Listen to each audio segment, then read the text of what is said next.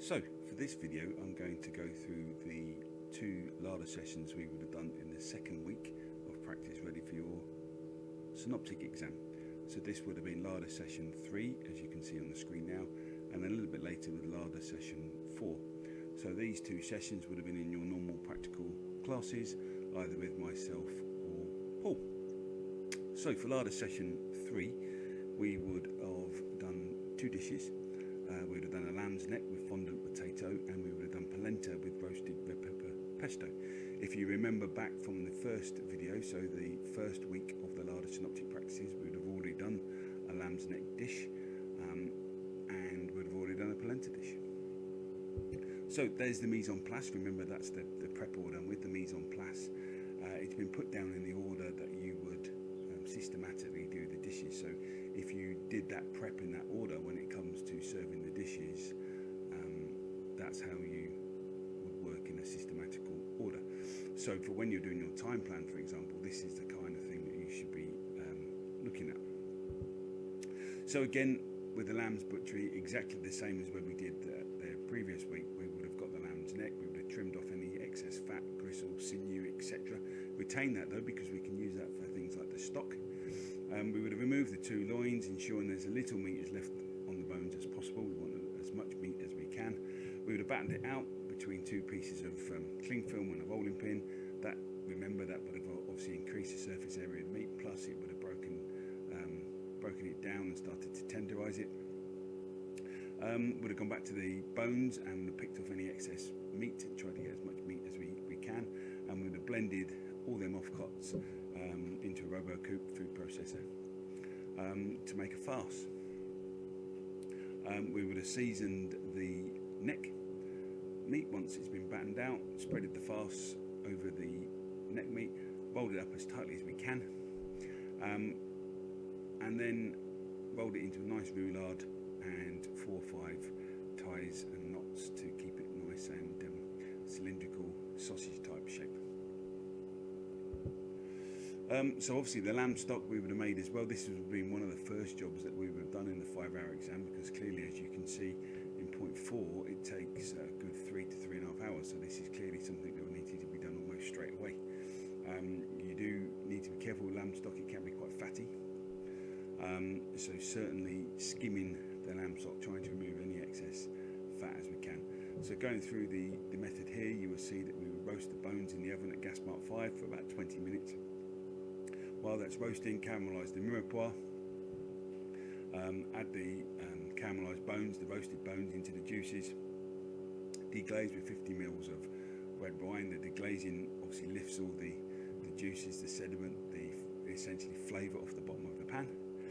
Cover with water and cook for about 3.5 hours. Obviously, as I previously mentioned in the last video, this is a 5-hour exam, so ideally 3.5 hours, but as long as possible. You may only get about 2.5 to 3 hours, but if you can get it for 3.5 hours, perfect. Like I've already mentioned, once it comes to the boil, you'll need to turn it down to a simmer, and as it comes to the boil, you will start to get impurities and scum come to the top, so you need to skim it regularly. If you don't, you will get a cloudy stock, and you also could end up with a bitter notes to the flavour as well. Once the braised lamb has been cooked, you can obviously add that cooking liquor, as it says, but that obviously will be a bit later down the cooking process. When you're ready to use your stock, then clearly you need to strain it through a fine chinois. So to braise the lamb, once the lamb has obviously been rolled and tied, we then season the lamb, a nice hot frying pan, give it a good caramelise, sealing it all sides. That obviously starts to add that caramelised flavour to the outside, gives it a good colour. Put the lamb neck into a small saucepan using the same frying pan. Caramelise the mirepoix. Now you don't want the mirepoix to be too dark, because obviously again you start adding bitter notes into the dish. That's clearly not what you want. Add the caramelised mirepoix into your saucepan with your lamb neck. About half a litre of stock,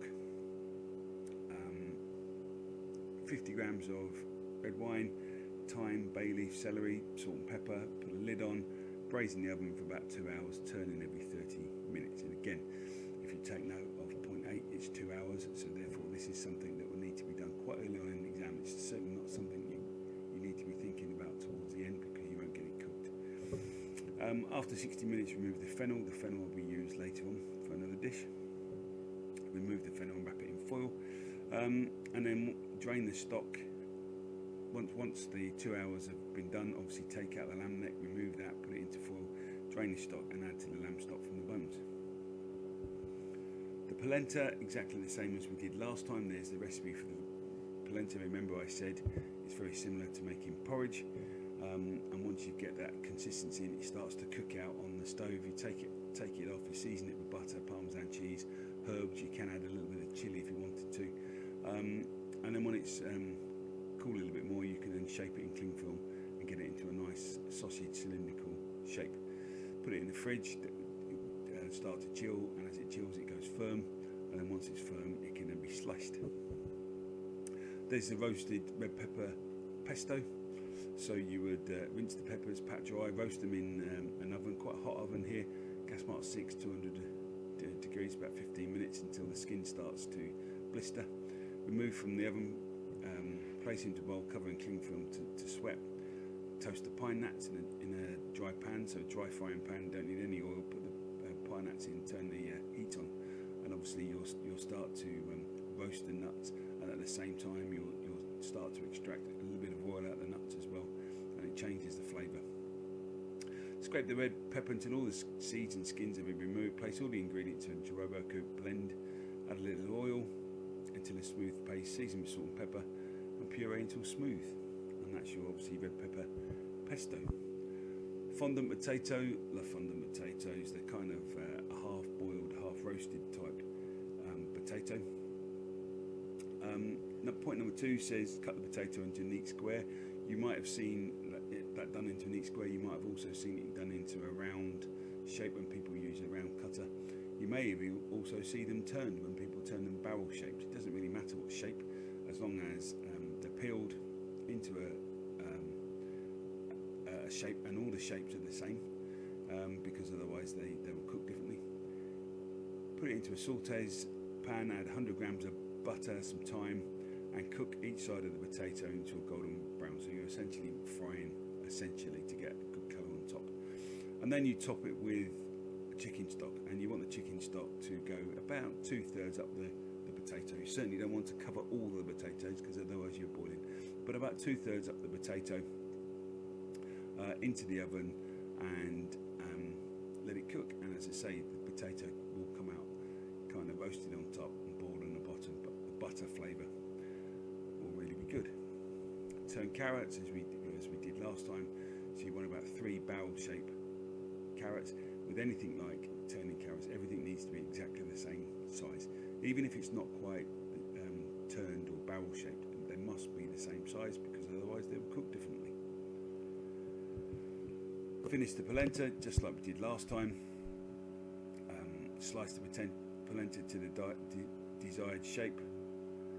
This time the polenta hasn't been panéed. Remember when we did it last time, we panéed it. This time the polenta is just sliced and then put straight into the frying pan, and then obviously served with the pesto.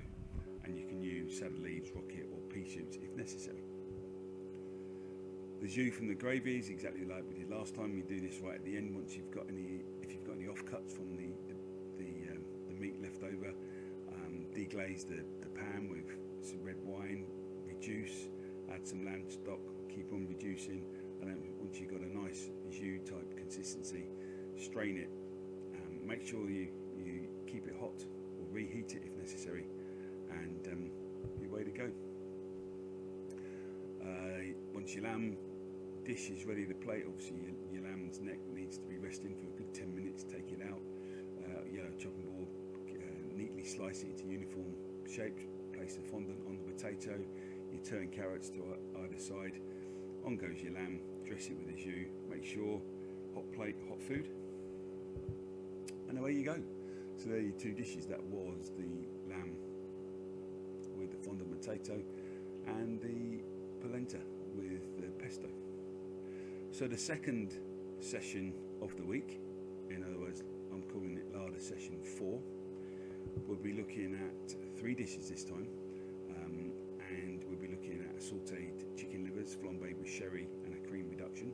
Remember, that's the amuse-bouche for the Larders criteria. A cockaliki soup, which is obviously the potage, and a fish dish, the least at place Bercy, served with fennel potato lyonnaise. A little bit quite similar to what we would have done last time.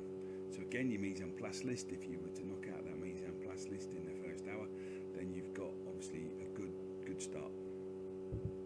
So chicken broche preparation, exactly like we did last time. Wash that carcass, get it into a clean saucepan, fill it with water, add your rough cut mirepoix, which is obviously carrots, leeks, onions, celery.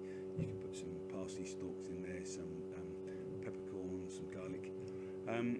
Bring it to the boil, turn it down to a simmer, and then you want it to cook for a minimum of 2 hours, no more than 4. And remember to skim regularly, get all them impurities off. And then obviously once that's been ready to go, make sure you strain it.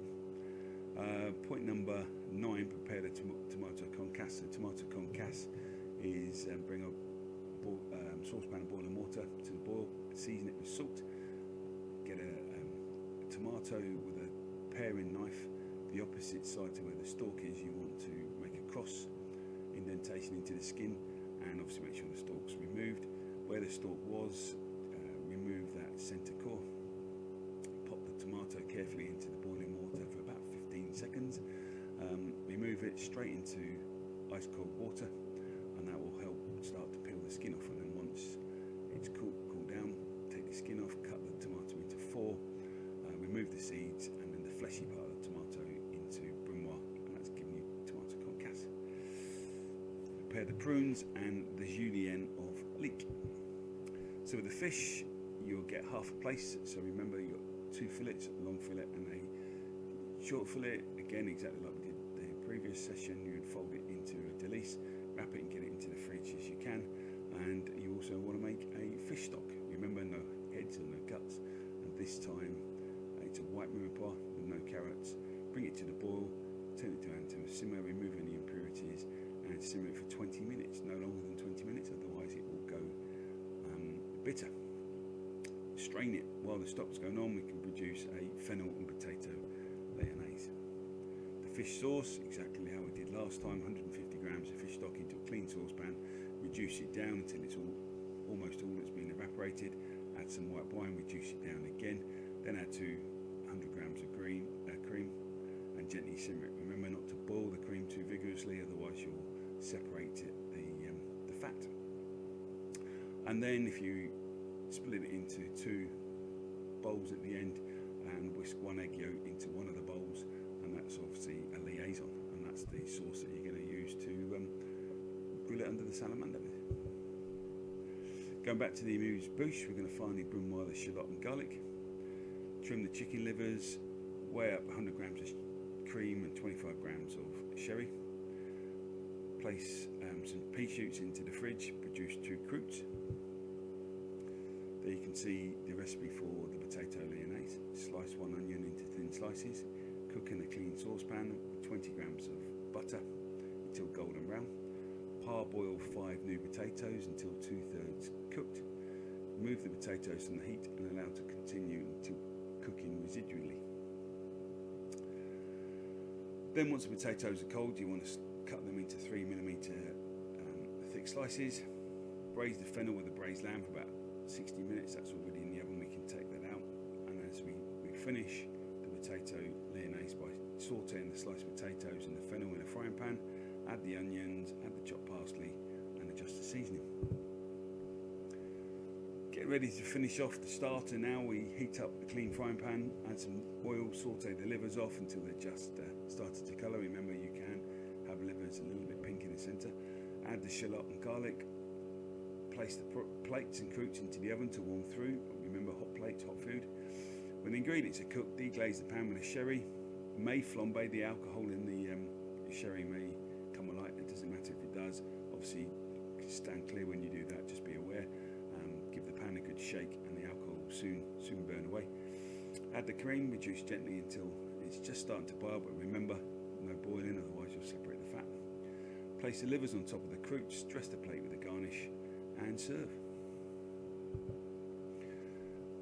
Then we go back to the broth and we get that served. We bring the chicken to the boil gradually, add the julienne and the leek, add 5 minutes of the tomatoes and prunes. Any chicken offcuts from the carcass can be added as well. Add the leek and then into 2 identical warm bowls, ready to go. Fish, exactly like we did last time. The least will go into a saute pan, fill up with half the fish stock into a gently cooled oven, gas mark 3, with a buttered cartouche with a circular piece of parchment paper in the oven for about 8 minutes. Obviously we want to heat the garnish and the sauce. When the fish is cooked, remove from the stock with a palette knife, place it onto a baking tray. The sauce that we added the egg yolk to, our liaison, we want to then neatly nappe that over the fish straight under a hot salamander, and that will obviously start to glaze. The egg in the sauce will obviously give it a nice shine. Heat the veg up, put it into the centre of the plate, place the veg on top, and then the rest of the sauce that didn't have the egg yolk on, gently warm, and serve that around the plate. So that is the end of this video, and that is the 2 larder sessions that we would have done in week 2. So that's larder session 3 and larder session 4. Now if you would have attended all 4 sessions, you would have essentially cooked all 5 dishes twice. So we would have done the amuse-bouche twice, we would have done the grains dish twice, we would have done the broth twice, the fish dish twice, and the lamb dish twice.